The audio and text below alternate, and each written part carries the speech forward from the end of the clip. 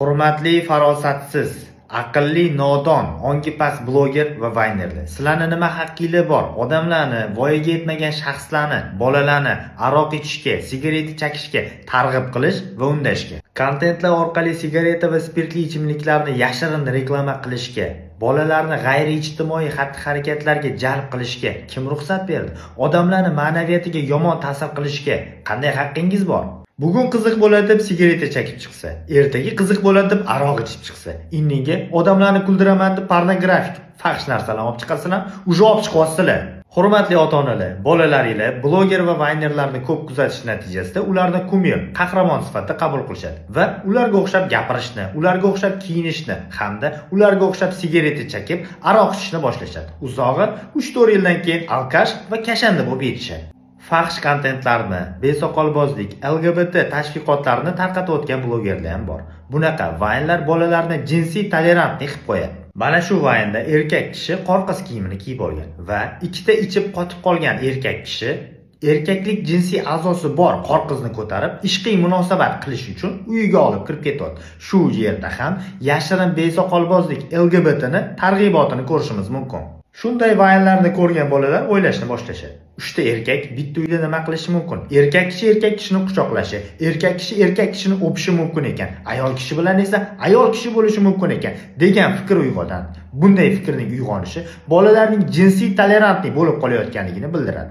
Yevropa va Amerika propagandasi. Faqat buni Yevropa va amerikaliklar emas, aksincha o'zimizning blogerlar o'zimizning bolalarga qilishyapti. Blogerlar bizlarni vaynlarda ichib, chakib, alkash bo'lib yurishimiz kattalar va bolalarga umuman ta'sir qilmaydi deb aytishi mumkin. Bu xato fikr. Aslida esa juda ham yaxshi ta'sir qiladi va buni barcha blogerlar yaxshi bilishadi. Vaynni tagida aylanib turgan yozuv reklamasi yoki reklamani pulini olib qo'lingizda ushlab turgan ichimlik odamlarga qanday ta'sir qilayotgan bo'lsa, ichish, chakish sahnalari ham odamlarga xuddi shunday ta'sir ko'rsatadi. Qo'lingizda ushlab turgan narsa odamlarga ta'sir qilar ekan-u, ichib, chakib, alkash bo'lib yurgan holat esa odamlarga ta'sir qilmaydimi? Qani bu yerda mantiq? Agar ta'sir qilmasa, Ronaldoning bitta videosi bor. Coca-Cola'ni shunda olib qo'yib, o'rniga suv ichganidagi holati butun dunyo bo'ylab Coca-Cola'ni sotuvlariga juda ham yomon ta'sir qilgan. Buni ijtimoiy tarmoqlar orqali odamlarga ta'sir qilish deb aytiladi. Ichish va chakishni tashlab yuborgan odamlar bunaqa vaynlarni ko'rgandan keyin ichish va chakishni boshqatdan boshlashadi. Har yili dunyo bo'yicha ichish va chakishdan 11 milliondan ortiq odamlar o'lib ketyapti.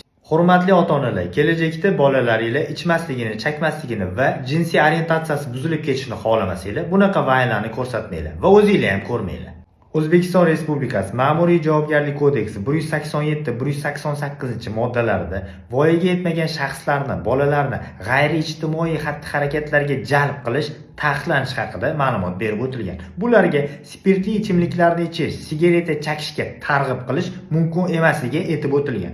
Bunday holat 2 va undan ortiq ravishda takrorlansa, Jinoiy javobgarlik kodeksi 127-moddasi bo'yicha jazolanishi ham belgilab qo'yilgan. Hurmatli yurtdoshlar, odamlarni bema'ni kuldirtiradigan turli xil vaynlarni ketidan qo'yishni, tomosha qilishni bas qilaylik. Bunaqa vaynlarni ko'radiganlar qarmoqning uchiga ilingan ilmoqning jiloviga berilib ketib, uning orqasidan qo'yayotgan baliqqa o'xshaydi. Ko'zinglarni ochinglar. Ko'rayotgan kontentingizda qanaqadir ma'no bormi? Ma'no o'zingiz uchun qanaqadir ma'no chiqardingizmi? Agar javob yo'q bo'lsa, bunday kontentlarni ko'rishni bas qiling. Bloger va vaynerlar. Nima bo'lgan bo'lsa, bu o'tib ketdi. Vaqtni orqaga qaytara olmaymiz, lekin hozirdan harakat qilib, kelajakda yaxshi vaynlarni chiqarishingiz mumkin.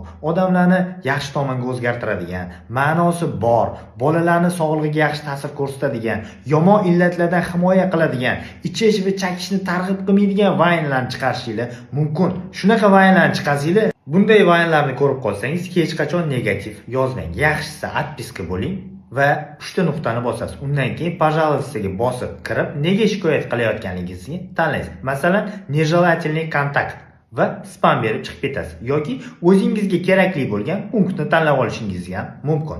Shuni o'zi yetadi. Videoni prosmotri ko'paymaydi, topga chiqmaydi, odamlar atpiska bo'ladi va aqli bor bloger keyinchalik bunaqa tipdagi yomon vaynlarni olmaydi. Yaxshi vaynlarni olishga harakat qiladi. Sizning bunday qilishingiz kelajakda bolangiz uchun kerak.